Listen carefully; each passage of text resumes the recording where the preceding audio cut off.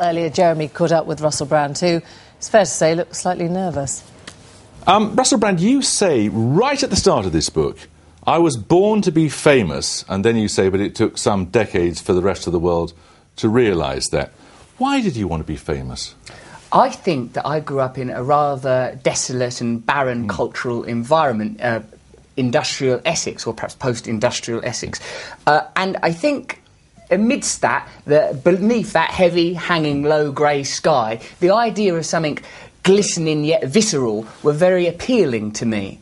Fame is seemingly accessible even when you live in areas where it's miles and miles away from you. Yeah, but I mean, you take something. Lewis Hamilton is famous for driving cars very fast. Absolutely. Richard Dawkins is famous as a scientist and an atheist. They're famous for something. Yes, absolutely. Now, you don't say you want to be famous for anything.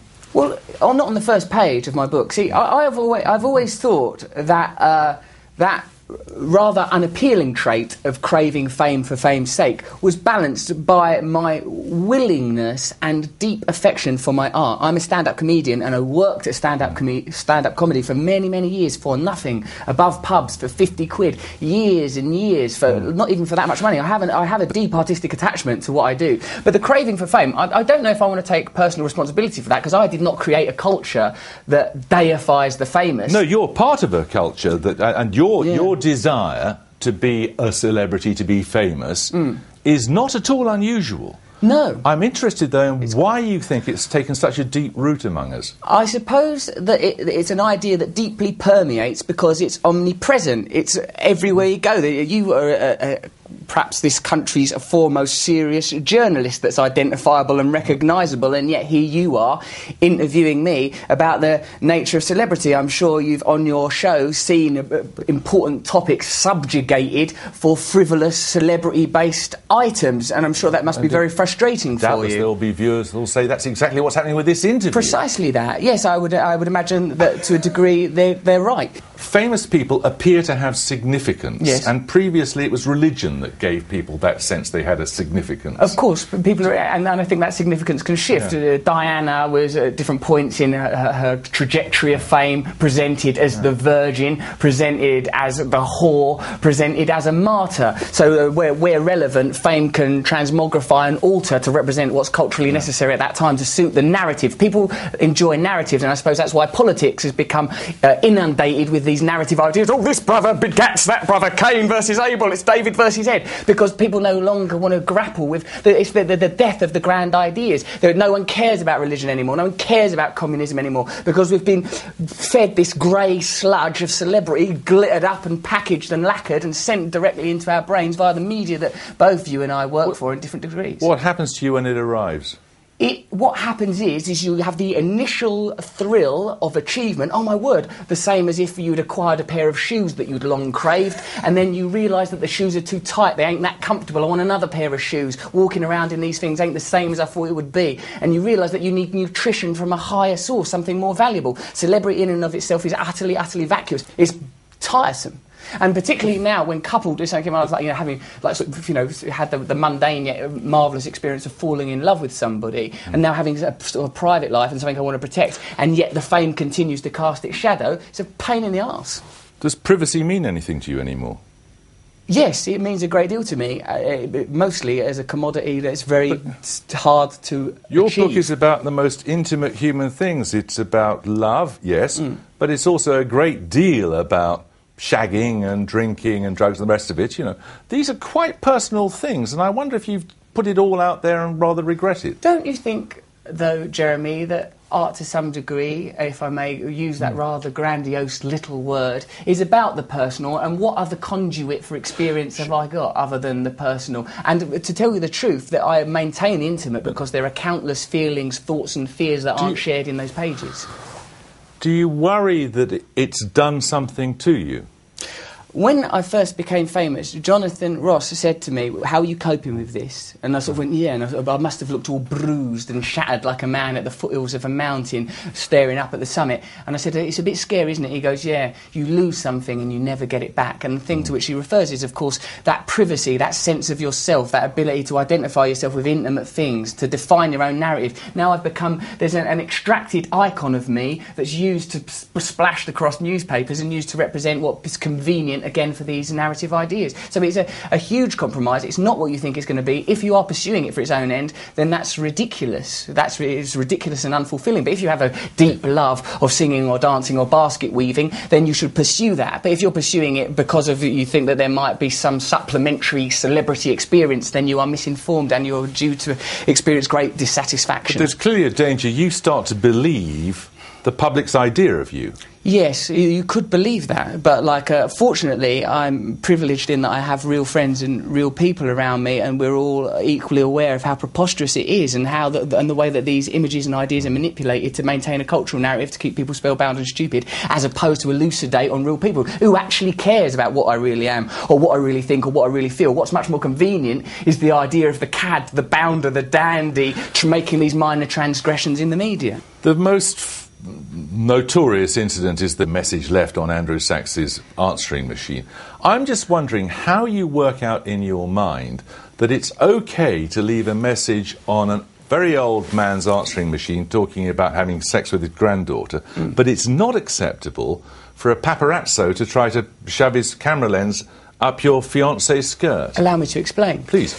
Because there wasn't a predisposed idea to call up Andrew Sachs. We were calling Andrew Sachs up because he was supposed to be on the show. He was booked as a guest. Then he didn't answer his phone. Then someone said, "Do you want to leave an answer phone message?" As he's not answering. This is the kind of wacky, flung-together lo-fi show. The listeners enjoy that, listening to their casual, disposable podcasts in this casual, disposable age. Why not leave a humorous message for Andrew Sachs? So I was leaving a message that alluded to the idea that the listeners already had the knowledge, oh, Russell's slept with Andrew Sachs's granddaughter. So I alluded to that idea in a charming, whimsical, light-hearted way, because of course in my mind I wasn't leaving a message on the answer phone of an elderly man. I didn't have that idea. I thought it was Manuel from 40 Towers holding a silver platter. That's what I had in my mind, because that's what fame presented me with. So I was just like leaving that message and going, oh, you know, I've always respected you, and as a comedian I love 40 Towers, I respect your progeny and your descendants. That was where the illusion would have ended. And then Jonathan at that moment shouted the famous now infamous sentence, and you know, and then the rest of the broadcast became about calling back that answer phone to apologise for it, recognising it was wrong. There was never a decision to do it. It wasn't like a contrived joke, a prank, a bit of situationism. It was a silly, daft mistake, and I'm truly, truly sorry for being rude to Andrew Sachs. That was very, very impolite and very, very bad manners, but it wasn't like a deliberate act. It was accidental. Now, how that differs, Jeremy, from a paparazzi sticking a lens up my girlfriend's skirt is he deliberately makes a choice to stick a lens up my girlfriend's skirt to take photographs of her sex organs. A deliberate choice. He didn't accidentally, bunglingly, foolishly, while caught up in the whimsy of creation in a low-file radio show, put a lens there. You know, I would never deliberately upset Andrew Sachs or anybody. It's against my ethos, it's against everything I believe in. Similarly, I wouldn't deliberately take a photograph of up someone's skirt. It's preposterous and utterly distinct from the two incidents being a relation. You say the whole incident was overblown. Yes, wouldn't you say? Yes, I would. I would absolutely agree with you personally, yes. But if it was overblown, why do you need to apologise for it? I apologise not for the incident itself, I apologise for leaving an impolite message. The subsequent hyperbole, lunacy and inflated media interest for me is just a phenomena, just an abstract phenomena. Very interesting to me that such minutiae can be conveniently inflated to destroy the BBC by the privately owned media. It was interesting. It was interesting. I know Jonathan Ross, your friend, you know, left the BBC. Yes. Was he right to do that? It was right for him to do that, and I suppose perhaps he felt his options were limited due to, again, the narrative. They didn't want him to be earning that money. They don't like that idea at the Daily Mail. You've seen one of these things. This is the form now that has to be filled in. This is a consequence of what you did. This is the form this is it. that has to be filled by everyone. I'm not Michael Howard, Jeremy. Calm down. But it's just interesting. You've got to sign... This didn't exist before me, but now it exists. Now it exists, and you have to... This is my legacy, bureaucracy. Precisely. My legacy is bureaucracy. You have to sign a form. I consider myself so radical. Are there any references to sex? Are there any references to politics? Well, there are. Well... Sure. We're left with several references to sex and politics. You have to sign this, and the argument is that what's happened as a consequence is that kind of creativity has just been stifled. Why don't you give this to Paul Dacre? Because this isn't my responsibility. No, I called an elderly... If there's any more problems because of answer phone messages being left, I'll over to Russell in the studio, I'll apologise on your behalf. But this is because of the Daily Mail. This is because of Rupert Murdoch. This is because people don't want to pay licence fee anymore. This is because it's a consequence of your... It's a consequence of your voicemail message. No, I think that narrative was occurring and they were looking for that incident. The Daily Mail, how many times have the Daily Mail found other reasons to attack the BBC citizen? Frankie Boyle said a thing. No one at the Daily Mail legitimately went, what? Russell Brand did what? He actually left a message on Angela... It's completely disingenuous. It's a complete confection and utter fabrication for the convenient purpose of destroying an organisation for which you work. I'm sorry that my actions led to facilitated that in some way, but I may just as well have tipped paint on Paul Dacre's lawn and caused a controversy. Regardless of the causality of the thing, that is the consequence. Yes. Do you think that, do you notice that it's become sort of cabin, cribbed, confined, uncreative generally? Well, I don't watch an awful lot of television. Because that's the accusation from Stephen Fry, of course. Yes, well, I think that's unfortunate if that is true. I don't watch enough television to make an accurate appraisal, but I can see that this would not be helpful to creativity in any way, unless you use the back of it to make notes on for jokes, which is what I would do with it. I've never interviewed anyone who's quite as animated when speaking as you are. Do you ever worry you're going to burn out? Well, I'm going to die, so yes. We're all going to die. Well, yes, I do worry. Yeah, the inevitability I'm just thinking of this Oliver Stone remark that you're burning with a very, very high flame, and will he be able to keep it up? I don't think that's something I can necessarily control. I mean, if I speak a little more meekly and balance this on my lap, I still think the spectre of death will loom. Yeah. The icy hand will still land upon my shoulder, perhaps, a couple of hours later. But, I don't want to get all Kerouac about it, but it's quite good to blaze about. But do you think that you can continue at this level? I hope not, because I'm utterly bored of it. I want to ascend. I don't want to be here for much longer. I mean, not talk to you. You're lovely and fantastic, and it's a thrill to talk to you. But I don't want to dwell here with such trivial things for very much longer. You mean you seek death? No, you don't. Not death, but between now and death, it would be ever so nice, I think, if I were able to achieve something that was truly valuable, some evocation of beauty, togetherness, the exposure of the illusion of separation, and some connection between people. Perhaps use this energy for something better than leaving more phone worthwhile. Messages. One would hope. That's my deepest wish. Do you have any intimation of what it might be? Yes. We're making this documentary currently on the subject of fame and consumerism and the way that we're sold these ideas and these narratives and the way they keep us dumb and the way that I myself was seduced by it growing up in Essex and thought, oh yes, I want to be famous, and now I am famous, and what does it mean? Ashes in my mouth. So I want to communicate this idea to people that are aspiring to it, culturally specifically wanting to become famous, but also similarly through the purchase of endless brands, the purchase of different ideas. Kerry Katona at Iceland. I sort of momentarily thought when I thought, I like Kerry Katona, it doesn't matter how much negative publicity she attracts, Iceland will still use it because of the familiarity. It's still appealing, it's still attractive. And I'm above that culturally because, I'm above Heat magazine. I've read a few books. But if there's two aftershaves on a shelf and one of them's got Robert Downey Jr.'s face on it, that might be an appealing aspect to me. So I would like to somehow expose in myself and explore within myself and culturally the possibility of us aspiring to greater things. Someone told me once that all desire is the desire to be at one with God in substitute form. So perhaps we can draw attention not to the shadow on the wall, but to the source of light itself. Do you believe in God? Yes. I'm really surprised. Do you have any... have you always believed in him? Do you worship? Do you go to church? What do you do? I pray and I meditate.